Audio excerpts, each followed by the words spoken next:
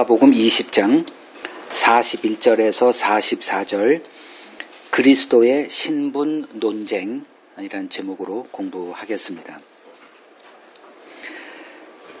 주님께서 이제 공생애의 그 대부분의 삶을 이제 사역을 이제 끝을 내신 후에 이제 마지막 이제 남겨진 일을 수행하기 위해서 예루살렘으로 내려가십니다.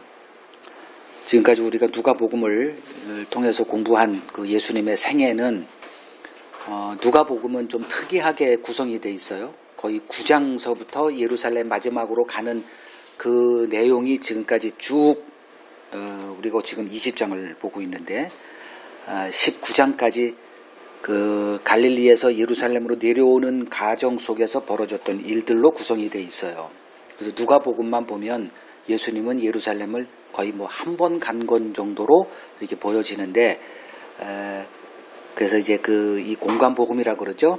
마태, 마가, 누가 이 세 권의 책을 이렇게 종합해 보면 예수님은 최소한 3번 이상은 예루살렘으로 가서 사역을 하셨고 그 성전에서 이렇게 그 성전에서 장사하는 자들을 내쫓는 일도 사역 초기에 한 번 있었고 마지막 예루살렘 입성한 후에 또 한 번 있었던 것으로 이제 드러나요.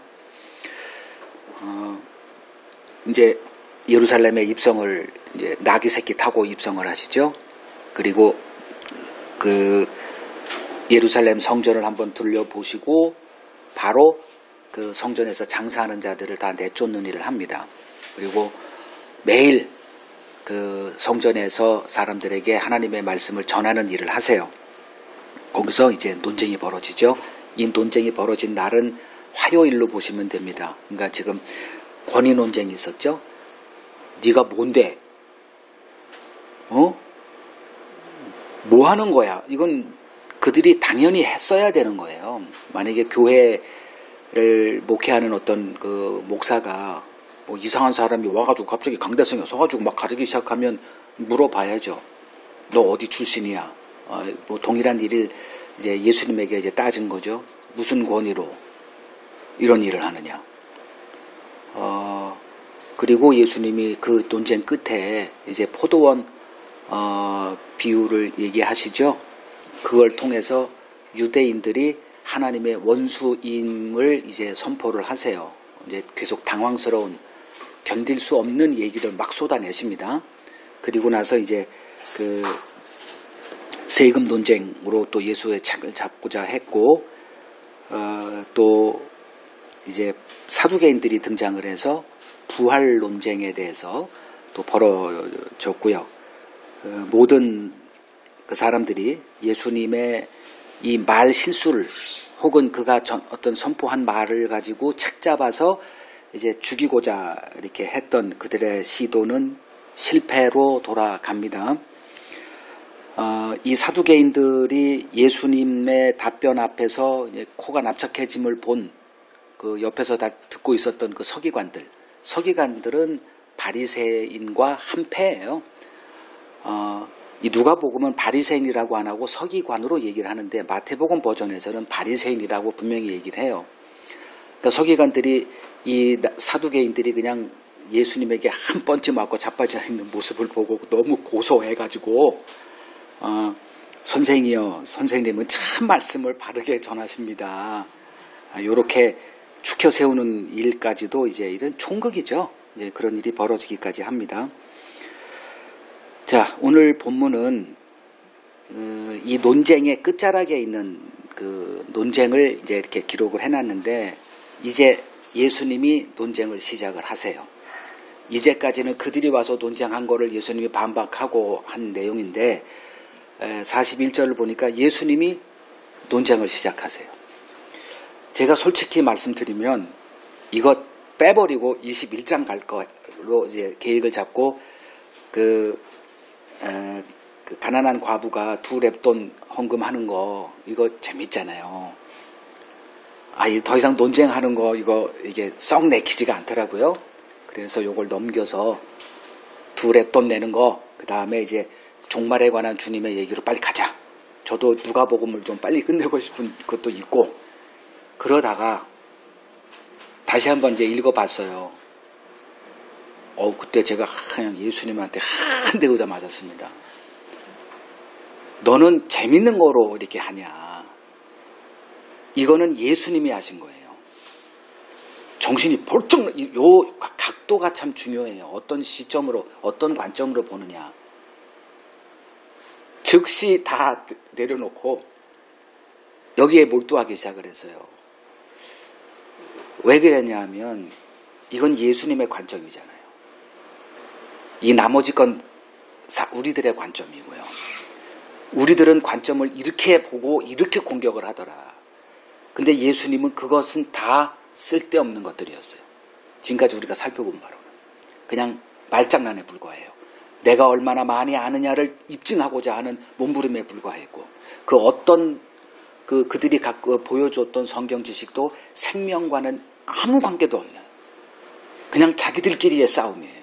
사두개인들은 자기가 옳다함을 인정 한번 받아보고자, 바리새인들은 또 자기들 그 제사장들 이 성전을 관리하고 거기서 나오는 수익으로 먹고 사는 이 사람들은 또 그걸 가지고 또 예수에게 와가지고 권위가 너 뭐냐? 우리가 주지 않은 권위로 네가 뭐 하는 거야? 다 자기 옳음을 주장하는 것들이었고, 근데 지금 여기서는 예수님이 진짜 논쟁 한번 해볼래? 가 되는 거예요.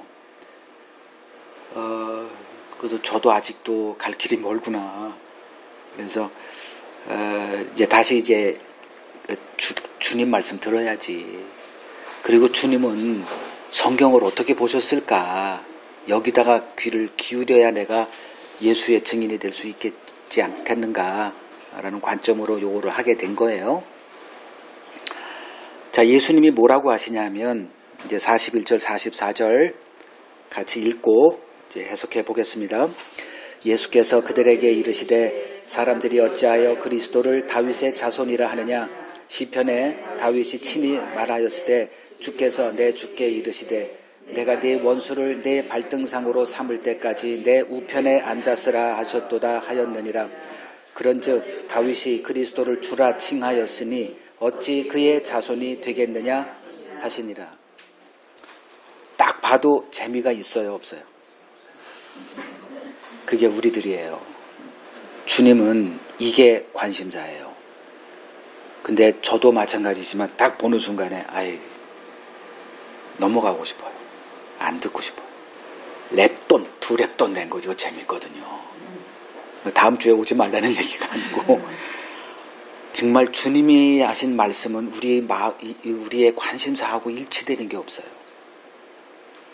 우리가 성경을 그렇게 보고 있어요. 자, 주님은 어떤 관점을 갖고 성경을 보셨는가? 이게 주님의 관점이에요. 우리는 거기에 관심 없어요. 솔직히 말하면. 근데 주님은 이게 관심사예요. 그래서 소통이 안 되는 거예요. 성경을 아무리 읽어도 우리가 바리새인보다 낫겠어요? 사두개인보다 낫겠어요? 제사장보다 낫겠어요?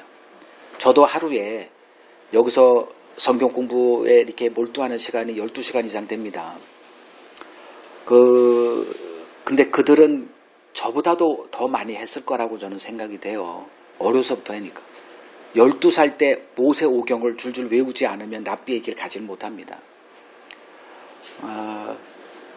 근데 그들의 마음을 채우고 있는 그들의 관심사라고 하는 마음속에 담겨져 있었던 그들의 지식은 주님의 눈에는 생명과 아무 상관이 없는 거였어요. 자, 그러면 주님은 어떤 관심을 갖고 성경을 보시고 또 우리에게 그 관심으로 초대하고 계시는가 보겠습니다.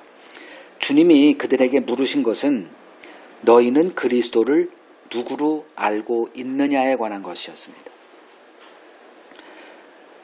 그러니까 평생 성경을 연구하여 자칭 랍비, 즉 선생이라 칭함받기 좋아하는 너희에게 내가 물어보겠다. 너희가 그토록 소망하고 기다리고 있는 그리스도는 도대체 누구냐? 지금까지 나와 벌였던 그 숱한 논쟁들 다 뒤로 미루고 이제 나와 참 논쟁 한번 해보자. 이게 주님의 의도입니다. 그 마태복음 22장 42절에 요 본문이 마태복음 버전으로 돼 있어요. 거기서 예수님이 그들에게 그리스도가 누구의 자손이냐고 묻습니다. 그때 그들이 즉각 다윗의 후손입니다 라고 답을 해요. 아주 정확한 답을 한 겁니다. 이때 주님이 시편 110편 1절의 말씀을 인용하십니다. 이를 통해서 그들이 성경을 잘못된 성경관으로 보고 있다는 것을 드러내세요. 오늘 본문은 성경관에 관한 겁니다. 성경을 어떤 관점으로 보고 봐야 되느냐, 이걸 주님에게서 우리가 배워야만 합니다. 시편 110편 1절을 보면 여호와께서 내 주께 말씀하시기를 이렇게 돼 있어요. 여기서 다윗이 그리스도를 자신의 주라고 한 것에 집중시키십니다. 여호와께서 내 주께 세 등장인물이 나오죠. 여호와, 나의 주, 그죠? 그러면 내 주께, 여기서 내는 다윗을 말하고 내 주께, 그게 그리스도예요.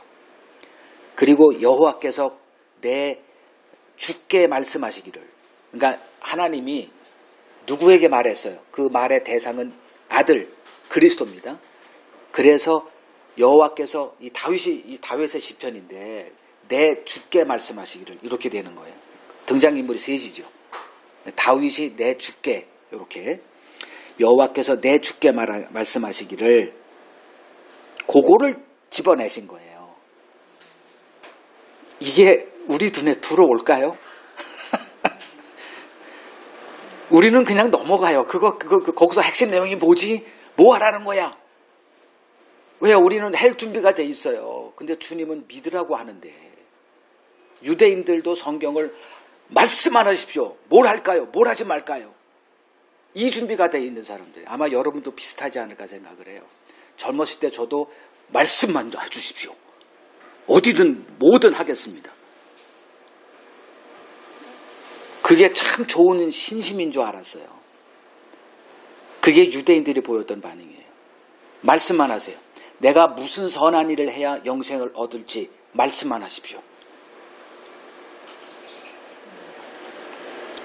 근데 주님은 우리들의 관심사를 밀어놓으세요. 그리고 다른 거를 우리의 마음속에 채워 넣으십니다.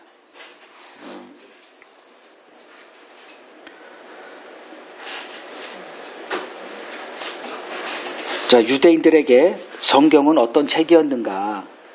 유대인들에게 성경은 구원의 매뉴얼이었습니다. 즉 자기 의를 쌓는 일의 지침서였습니다. 이러한 성경관 때문에 그들의 신앙생활은 의를 생산해내는 신앙 행위에 모든 초점이 맞추어져 있었습니다. 그들에게 성경이 그리스도를 증거하는 책이라는 사실은 철저히 감추어져 있었습니다. 성경관 때문에 그래요. 주님은 시편 110편 1절을 인용하시면서 다윗이 그리스도를 나의 주, 내 주께, 요 표현을 가지고요. 그거를 끄집어내세요. 다윗이 그리스도를 나의 주, 여기서 주라는 게 이제 아도니아, 나의 하나님, 나의 여호와, 이런 뜻이에요. 라고 칭했으니 그리스도가 어찌 다윗의 후손이 되겠느냐라고 주님이 이 논쟁의 끝을 맺죠. 다윗이 그리스도를 주라 칭하였으니 어찌 그의 자손이 되겠느냐.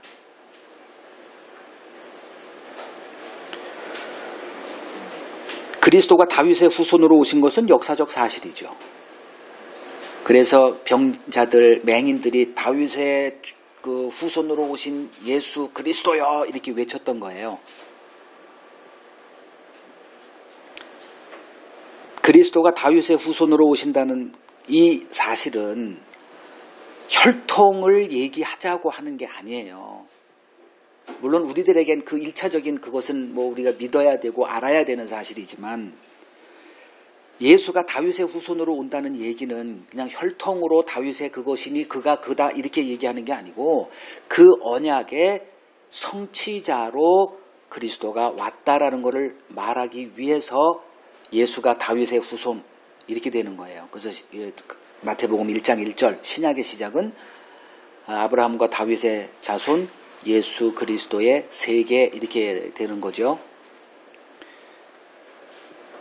그 언약 다윗 언약은 뭐 제가 지금 시간이 많이 소요되기 때문에 그냥 사무엘 하 7장에 이제 다윗이 하나님을 위해서 어떻게 하나님의 그 성물이 천막에 있냐 그래가지고 이제 하나님을 위해서 집을 져드리겠다라고 했을 때 하나님이 이제 나타나셔서 개입을 하시죠. 내가 너를 위해서 집을 져줄 거야. 그가 누구냐? 내 후손에서 날 한 씨. 그가 집을 질 텐데 영원한 집이 될 거야. 그게 그리스도를 말하는 거죠. 그러니까 솔로몬인 줄 알았더니 솔로몬은 아예 그 죽음을 보면 이 사람이 천국 갔을까라고 할 정도로 비참한 하나님을 완전히 떠난 자의 모습으로 끝이 나요. 아니죠, 그는. 그러니까 그런 혹시 솔로몬 아니야라는 것을 완전히 불식시키기 위해서 그 솔로몬의 말년은 그렇게 등장하게 됩니다. 그리고 이제 또 다윗의 씨가 계속됐지만 어느 누구도 영원한 나라의 그 성취자는 없어요. 그리스도일 수밖에 없습니다.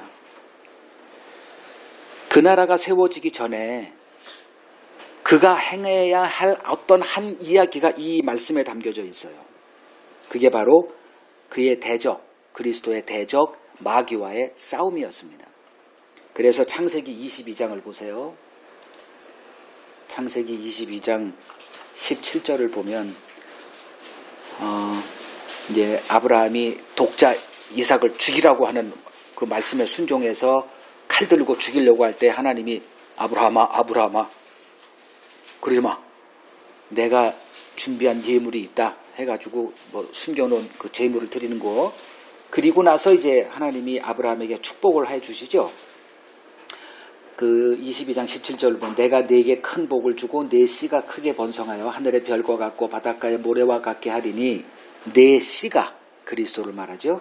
그 대적의 성문을 차지하게 될 거야.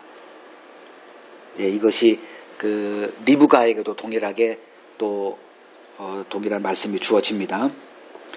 예, 이것이 이제 어떤 의미더냐. 마태복음 12장 29절을 보면 사람이 먼저 강한 자를 결박하지 않고서야 어떻게 그 강한 자의 집에 들어가 그 세간을 강탈하겠느냐. 결박한 후에야 그 집을 강탈하리라. 예, 이렇게 연결이 되죠.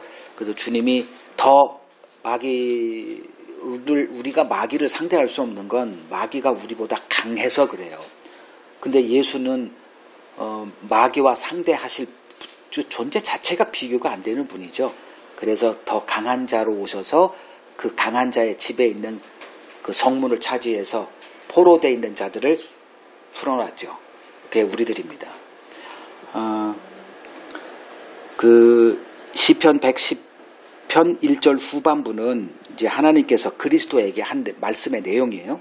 내가 네 원수들로 네 발판이 되게 하기까지 너는 내 오른편에 앉아 있으라. 이 말씀을 하신 거예요. 여기서 이제 네 원수란 그리스도의 원수, 즉 창세기 3장 15절에 나와 있는 여자와 여자의 후손, 뱀과 뱀의 후손, 즉 여자의 후손으로 오실 분이 뱀으로 상징되는 사탄의 머리를 으깨버리는, 즉 그의 권세를 무력화시키는 십자가 사건을 미리 언급해 놓으신 거죠. 그리스도의 이 이김으로 마귀의 매임에서 풀려난 주의 양들로 구성된 영원한 그리스도의 나라가 세워지게 된 것입니다. 이들이 음부의 권세를 이기는 주의 피로 세워진 교회입니다. 자, 이것을 볼 때 주님이 성경을 어떤 시각으로 보셨는지가 이제 분명해졌죠.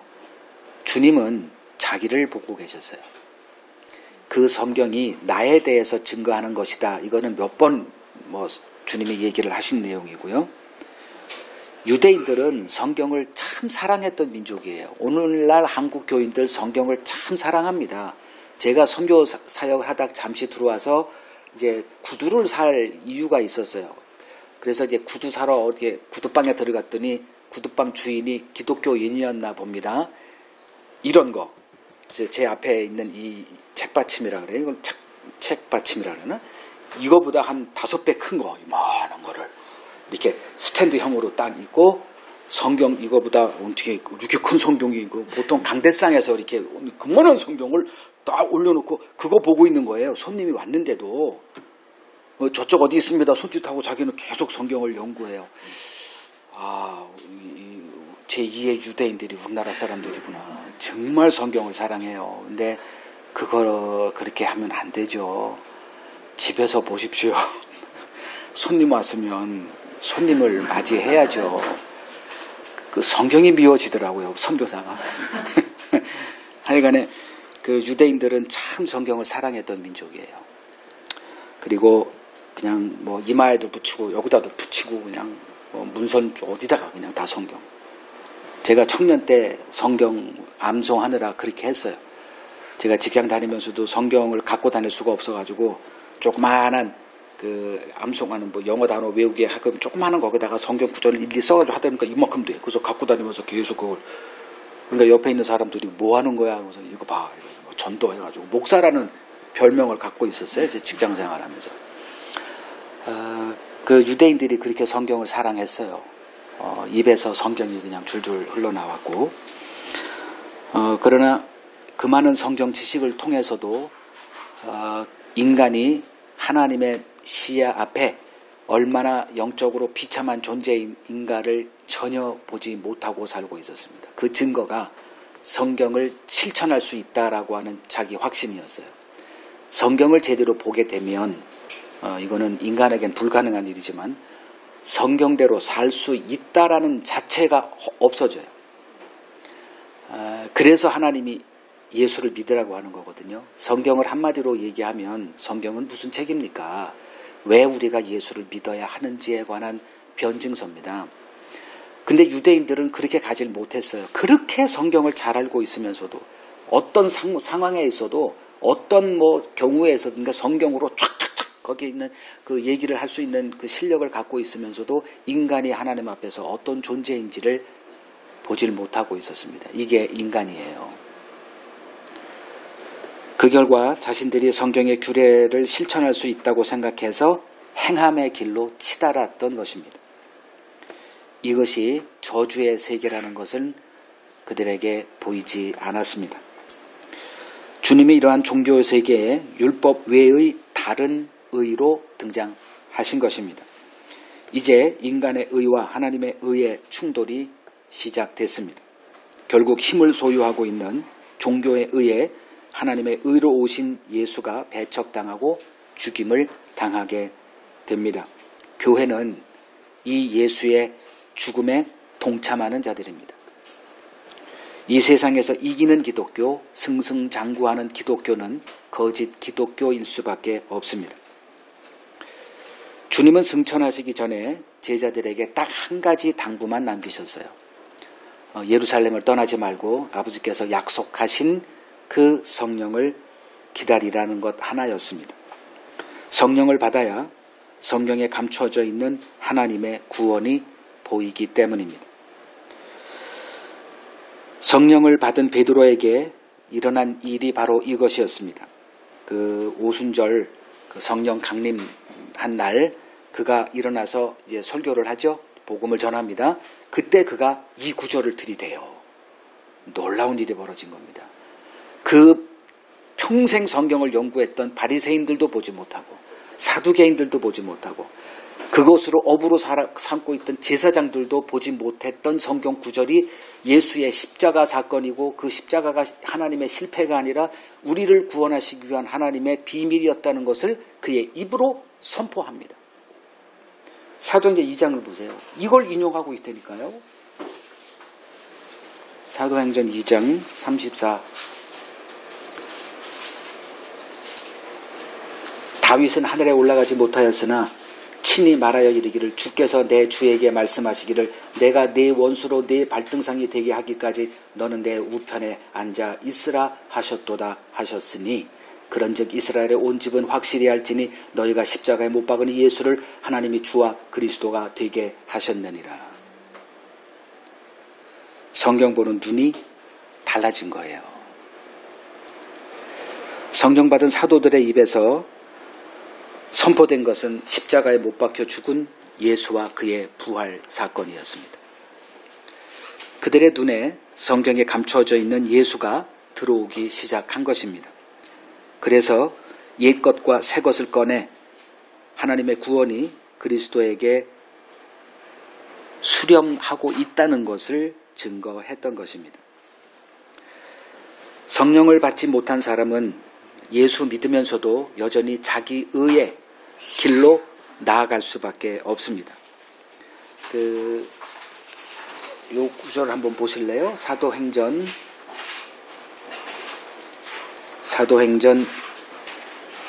21장 20절을 보게 되면 바울이 그 3차 선교 여행을 마치고 그 마게도냐 또 아가야 이 지역을 돌면서 이제 예루살렘 교회에 대한 구제 헌금을 이제 이렇게 모아서 오순절이 되기 전까지 이렇게 오려고 해서 이렇게 급하게 왔어요. 그래서 거기 예루살렘 그 교회를 이끌고 있던 지도자들과 이제 이렇게 환대를 받고 얘기하는 가운데 그들이 이제 바울에게 이런 경고의 말을 합니다. 21장 20절. 이제 바울에게서 바울이 어떻게 이방 전도에서 이렇게 많은 열매를 맺게 됐는지 자기 복음을 전한 것으로 많은 이방인들이 주께로 돌아온 얘기를 하자 이제 그들이 듣고 하나님께 영광을 돌리고 이제 뭐라고 바울에게 권면하냐 하면 형제여 그대도 보는 바에 유대인 중에 믿는 자 수만 명이 있는데 다 율법의 열성을 가진 자다 이렇게 얘기를 합니다. 참 아이러니한 일이죠. 이들이 과연 성령을 받은 자들인지 저는 모르겠어요. 설명이 너무 없어요. 추론할 뿐입니다. 예수 믿는 자, 복음을 영접한 자가 수만 명이 지금 예루살렘에 있어요. 근데 그게 중요한 게 아니라 율법의 열성을 가진 자라. 그래서 바울 너 가면 걔들에게 잡혀 죽어예요. 그러니 뭔가 좀 율법을 지키는 흉내라도 내라고 해서 꼼수를 부리고 요거해러 갔다가 결국은 잡혀서 죽을 뻔하다가 이제 천부장의 개입으로 살아나서 이제 어떻게 가이사라로 가고 로마로 이제 이렇게 가게 되는 거죠. 과연 이들이 성령을 받은 자들일까? 참 애매해요. 왜냐하면 오늘날 성령 받았다라고 하는 자들이 기독교인들 가운데 이 율법의 열심, 즉 하나님의 말씀으로 이렇게 행함을 강조하는 자들이 너무나 많기 때문에 그렇습니다. 주님에게 구원의 완성은 성령이 부어지는 거예요. 그래서 부활하신 주님이 제자들이 있는 그곳에 갑자기 나타나셔서 숨을 내쉬면서 성령을 받아라로 끝이 납니다. 그리고 예루살렘 떠나지 말고 약속된 것을 받을 때까지 기다려라 이렇게 되는 거죠. 그리고 성령이 임하자 그들이 복음의 증인으로 이제 변화가 될 수가 있었습니다. 성령을 받게 되면 성경에 감추어져 있는 생명의 길이 보이게 됩니다. 지금까지 유대인들과의 논쟁에서 드러났듯이 그 유대인들의 성경 지식은 생명과 아무 관계가 없는 죽은 지식에 불과했습니다. 그저 종교적 지식에 불과했습니다. 교회에서 어떻게 신앙생활을 해야 되는지 대부분 한국 교인들은 달인 정도입니다. 교회 생활에 관한 한 저쪽 해외에서 생활하는 그분들보다 훨씬 나아요. 그래서 한국 교회 평신도들을 얼마든지 설교 강단에 세울 수 있습니다. 그러면 전도는 어떻게 해야 되는지, 교회 생활은 어떻게, 새벽기도 어떻게, 11조 어떻게, 목사를 어떻게 섬기는 거, 교회 성장에 관한 모든 것들은 대부분 그 교인들이 좀 중진교회 한 20, 30년 다닌 분들은 목사를 가르칠 수 있는 급의 실력은 갖고 있어요. 그게 과연 생명에 관련된 거냐 물어야 됩니다. 이 주님도 바리새인들을 비판하면서 그들이 바다를 건너고 강을 건너서 교인 하나를 만나면 배나 지옥자식 만들다라고 하는 이 얘기를 그냥 들으면 안 돼요. 그들도 전도에 열심을 했고 선교에 열심을 냈습니다. 저도 선교 생활 참 오래 했어요.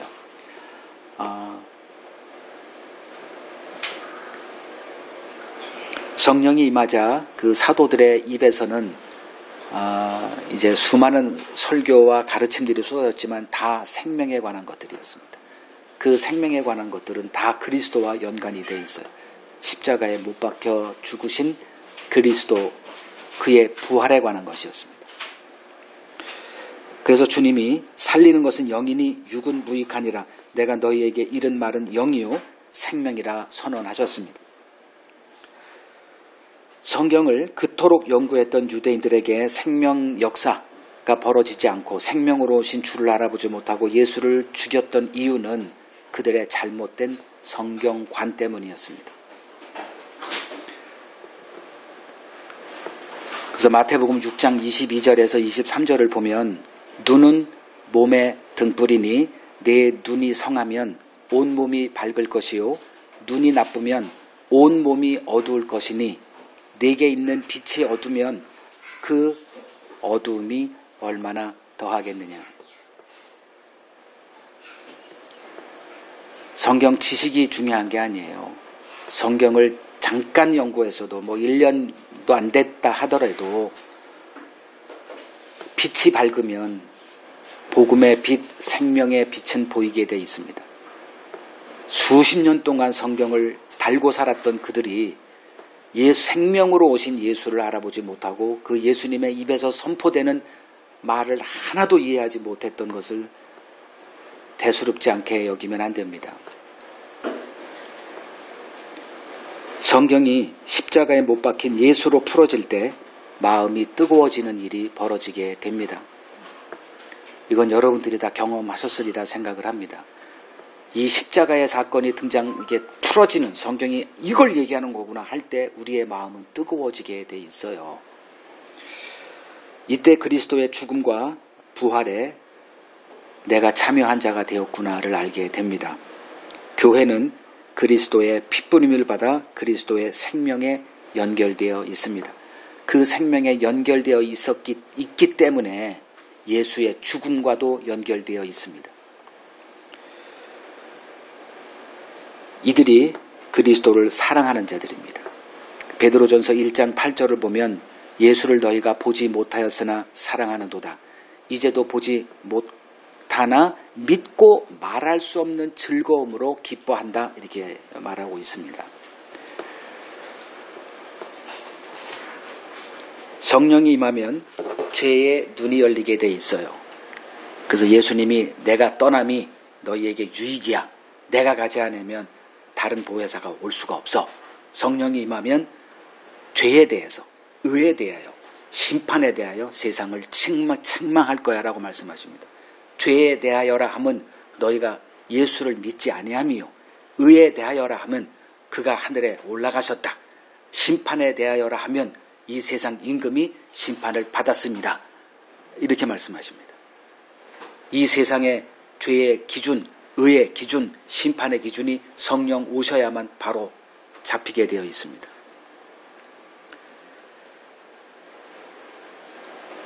죄의 눈이 열린 자에게 성경의 문이 열리게 되어 있습니다. 이들이 율법 외에 다른 의, 즉 하나님의 의로 오신 그리스도를 통해 생명에 연결되게 됩니다. 이들이 복음의 증인인 교회입니다. 복음이 주어진 교회는 그리스도의 운명에 동참하게 됩니다. 이 세상은 복음을 용납하지 않습니다. 이러한 세상에서 복음이 맡겨진 교회는 세상의 미움을 받고 죽임을 당하는 길로 나아가게 됩니다. 그 교회는 이제 교회 증명이 되는 게 있어요. 그게 무엇이냐? 마태복음 5장 11절을 보죠. 사람이 많이 모이고 말씀이 선포되고 찬양이 찬양대가 있고 헌금이 되고 전도가 되고 선교 행사가 있고 이것이 교회가 아닙니다. 얼마든지 그건 흉내낼 수 있어요. 종교단체로서.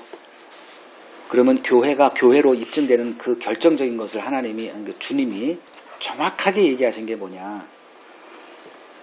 5장, 마태복음 5장 11절 12절입니다. 제가 읽어드릴게요. 나로 말미암아 너희를 욕하고 박해하고 거짓으로 너희를 거슬러 모든 악한 말을 할 때에는 너희에게 복이 있나니 기뻐하고 즐거워하라. 하늘에서 너희의 상이 큼이라. 너희 전에 있던 선지자들도 이같이 박해하였느니라. 교회는 이 세상에서 미움을 받고 죽임을 당할 때 교회가 입증이 됩니다. 근데 사람들이 왜 예수 믿어요? 복 받기 위해서 믿습니다. 잘 되기 위해서 믿어요. 병 고침 받기 위해서 믿어요. 가정이 깨어졌어요. 가정의 화목을 위해서 예수를 믿습니다. 그거를 교회가 부추겨요. 이거는 교회가 아닙니다. 스스로 교회 아님을 입증하고 있는 거예요.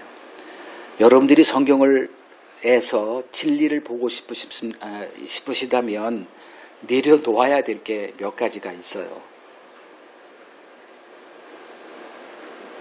목사들이 그런 말하기가 두렵죠. 왜냐하면 목회로 먹고 사는 자들이 목사들인데 이런 말하면 마음이 무거워집니다. 밝아지기 위해서 왔는데 막 물개박수 치죠. 이거라도 하라는 거예요. 이 세포가 다 안 웃기세요? 웃음을 잃어버렸습니까? 그냥 웃으세요. 이게 목사가 할 소리입니까?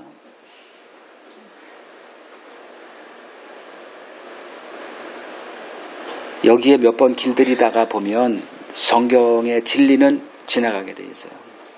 저도 오늘 그 실수할 뻔했습니다. 여호와께서 나의 주께 이게 와닿지가 않아요. 근데 주님은 그걸 정확하게 보고 계세요. 성령 받은 베드로도 그걸 인용해서 십자가를 증거했어요. 성령을 받으면 다른 사람이 돼. 성령을 받게 되면 관심사가 바뀌어져요. 성령을 받게 되면 내가 하나님 앞에 어떤 존재로 존재하는가가 명확하게 보여집니다. 더 이상 내 자신을 드러낼 수가 없게 돼요. 내 안에 선이 있을 수가 없다는 것이 명확해지게 하는 게 성령이 하시는 일이에요. 내가 성령을 어떻게 받았는가 이거로 확증하면 됩니다. 내가 나를 사랑하는 삶으로 지금까지 살아왔는데 성령 받게 되면 나를 혐오하는 자로 바뀌어져요. 그래서 죄인을 부르러 오신 그리스도를 붙드는 자가 됩니다. 그 그리스도로 기뻐하고 그분이 우리에게 주신 그 하늘에 속한 복으로 기뻐하는 자들로 변화가 되어집니다. 그걸 선포하기 때문에 이 세상 복을 강조하는 교회와 마찰이 벌어져요. 그래서 핀셋으로 그들을 제거하는 게 오늘날의 기독교입니다. 여러분들이 진리를 알고 싶다면 주님을 알아가십시오. 주님이 하신 말씀에 여러분들의 삶을 던지세요. 그러면 그때부터 성경이 무엇을 얘기하는 책인지가 보이게 될 것이고 여러분들도 이제 주님과 그 삶이 연합된 삶으로서 주님이 가셨던 그 길을 걸어갈 수 있게 될 것입니다.